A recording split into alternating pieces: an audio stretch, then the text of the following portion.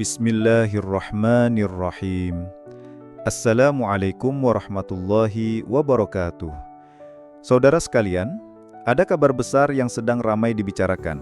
Pemerintah Arab Saudi dikabarkan akan menghapus sistem kuota haji yang selama ini menjadi dasar pembagian jatah keberangkatan bagi setiap negara. Selama ini, Indonesia selalu mendapat kuota terbesar di dunia, yaitu lebih dari 200.000 jemaah per tahun. Namun, meski sudah yang terbesar, faktanya masa tunggu tetap sangat panjang. Di beberapa daerah, calon jemaah harus menunggu hingga 35 tahun untuk bisa berangkat. Bayangkan, jika seseorang mendaftar di usia 40, baru berangkat ketika usianya mencapai 70 tahun. Disinilah masalah besar itu muncul. Keinginan berhaji ada, biaya sudah dipersiapkan, tetapi kesempatan datang begitu lama hingga banyak yang tak lagi sehat ketika jadwal keberangkatan tiba. Nah, rencana penghapusan kuota ini menimbulkan pertanyaan penting.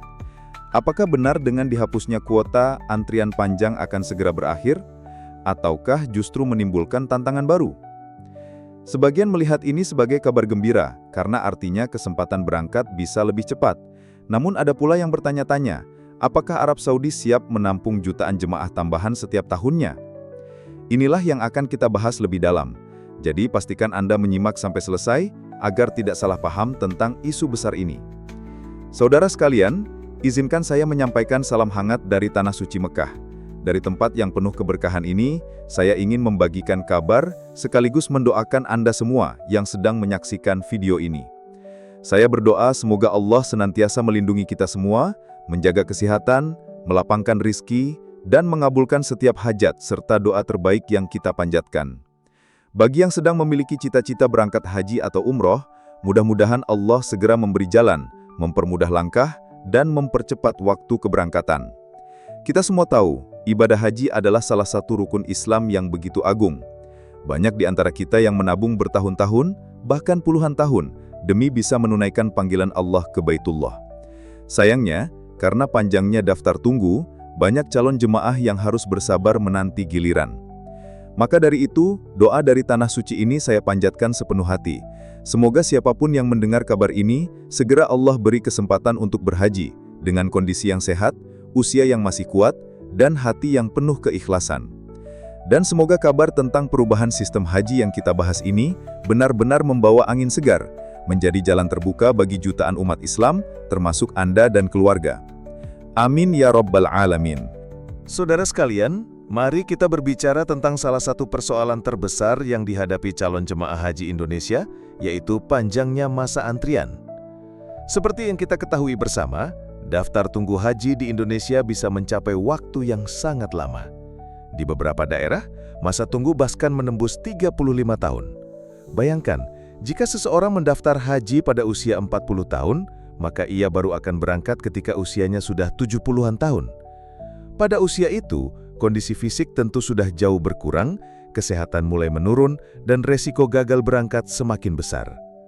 Situasi ini menimbulkan kegelisahan.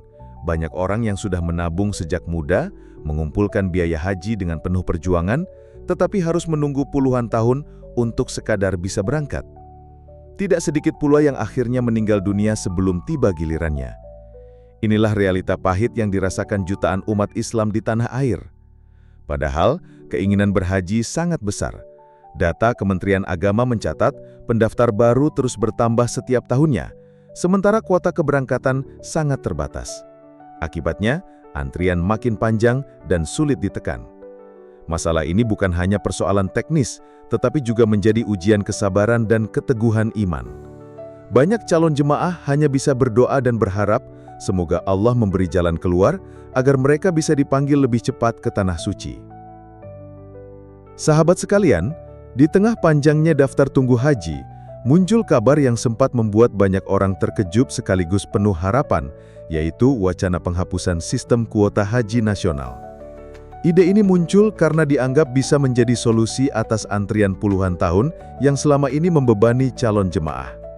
Dengan adanya penghapusan kuota, secara teori, setiap umat Islam yang sudah mampu secara fisik dan finansial dapat mendaftar serta langsung berangkat, tanpa harus menunggu giliran. Konsep ini tentu terasa ideal, karena ibadah haji akan kembali pada prinsip utamanya, bagi yang istitoah, atau mampu, ia bisa segera memenuhi panggilan Allah. Namun, rencana ini menimbulkan banyak pertanyaan besar. Pertama, apakah Arab Saudi siap menampung ledakan jumlah jemaah dari seluruh dunia jika kuota dihapus? Setiap tahun, jumlah jemaah yang datang saja sudah sangat besar, mencapai jutaan orang dan seringkali menimbulkan masalah kepadatan, keselamatan, serta kenyamanan. Kedua, apakah Indonesia mampu mengelola keberangkatan jutaan calon jemaah sekaligus dalam satu periode? Selain itu, ada pula aspek regulasi dan diplomasi. Sistem kuota saat ini dibuat bukan tanpa alasan, melainkan untuk menjaga agar penyelenggaraan haji tetap tertib dan aman. Jika kuota dihapus, mekanisme pengaturan jemaah tentu harus diganti dengan sistem baru yang lebih kuat. Jadi, wacana penghapusan kuota memang terdengar indah, tapi implementasinya masih penuh tantangan.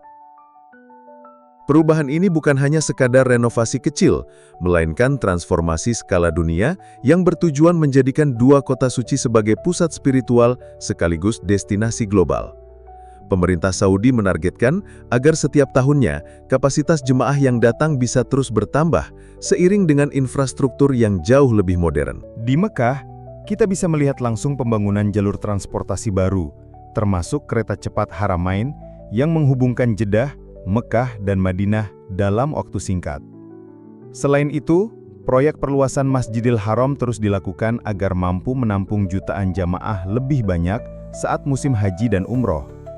Gedung-gedung tinggi, hotel mewah, hingga pusat perbelanjaan modern juga bermunculan, mengubah wajah kota Mekah yang semakin futuristik.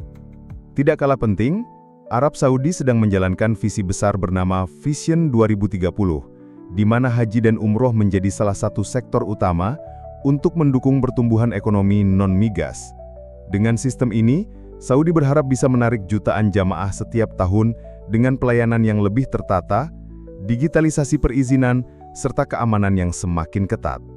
Namun, pembangunan ini juga menimbulkan pertanyaan besar. Apakah semakin banyak kapasitas akan berarti semakin mudahnya umat Islam berangkat haji, atau justru akan diiringi dengan regulasi ketat dan biaya yang lebih tinggi? Bagi Indonesia, yang merupakan negara dengan jumlah jamaah haji terbesar di dunia, pembangunan besar-besaran di Arab Saudi tentu menumbuhkan banyak harapan. Setiap tahun, ratusan ribu warga Indonesia berangkat menunaikan ibadah haji, dan jutaan lainnya masih menunggu giliran.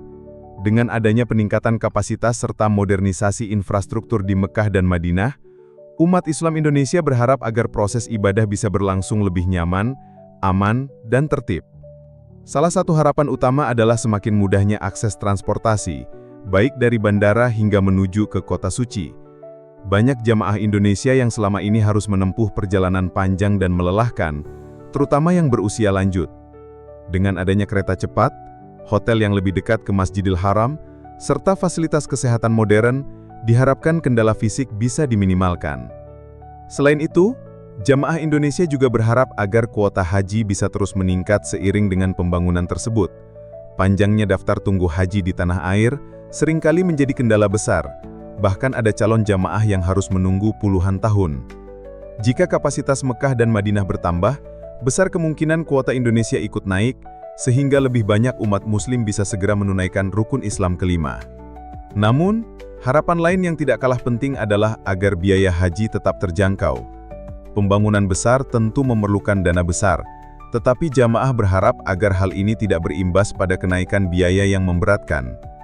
Bagi umat Islam Indonesia, haji bukan hanya perjalanan spiritual, tetapi juga mimpi seumur hidup yang ingin diwujudkan dengan penuh keikhlasan. Pada akhirnya, semua perubahan dan pembangunan yang dilakukan di Tanah Suci bermuara pada satu tujuan mulia, yaitu memudahkan umat Islam dari seluruh penjuru dunia dalam menunaikan ibadah haji.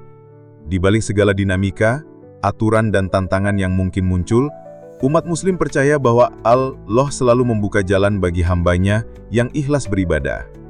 Kita sebagai umat Islam, khususnya di Indonesia, tentu menaruh harapan besar agar perjalanan haji tidak hanya menjadi pengalaman fisik semata, tetapi juga menjadi perjalanan spiritual yang mengubah kehidupan. Doa yang paling sering terucap adalah semoga para jamaah yang berangkat diberikan kesehatan, keselamatan dan kekuatan untuk menyelesaikan rangkaian ibadah dengan sempurna. Dan bagi mereka yang masih menunggu giliran, Semoga Allah segerakan panggilannya dengan cara yang terbaik. Selain itu, kita berdoa agar pemerintah Indonesia dan Arab Saudi terus bersinergi dalam memberikan pelayanan terbaik bagi jamaah. Semoga tidak ada lagi kasus keterlambatan layanan, penelantaran, atau ketidakjelasan regulasi yang merugikan jamaah. Dengan adanya pembangunan besar di Mekah dan Madinah, mari kita yakini bahwa masa depan penyelenggaraan haji akan semakin baik. Akhir kata, semoga setiap langkah yang diambil oleh jamaah haji selalu diliputi keberkahan. Semoga haji mereka mabrur, doanya mustajab, dan ketika pulang ke tanah air, mereka menjadi pribadi yang lebih sabar, tawadu, dan penuh ketakwaan. Wallahu alam bisawab. Wassalamualaikum warahmatullahi wabarakatuh.